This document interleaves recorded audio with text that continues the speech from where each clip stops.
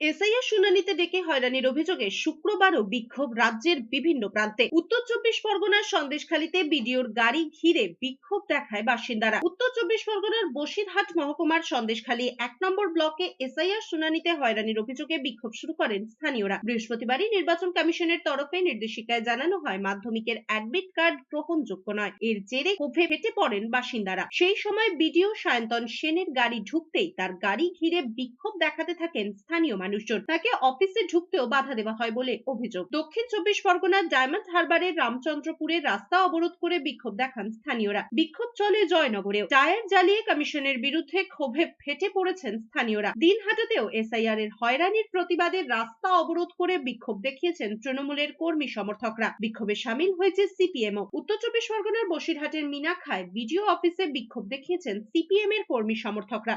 SIR এর নাম করে নির্বাচন কমিশনার যেভাবে বৈধ ভোটারদেরকে, সাধারণ মানুষকে বারবার নোটিশ পাঠিয়ে হেনস্থা করছে এবং পরিযায়ী শ্রমিক যারা বৈধ ভোটার তারা কাগজপত্র নথিসহ যথেষ্ট নথিসহ কাগজপত্র জমা দেওয়ার পরেও তাদের নামে আবার নোটিশ পাঠিয়ে বিদেশ থেকে তাদেরকে বিভিন্ন ভিন্ন রাজ্য থেকে তাদেরকে টেনে এনে তাদেরকে হেনস্থা করা হচ্ছে।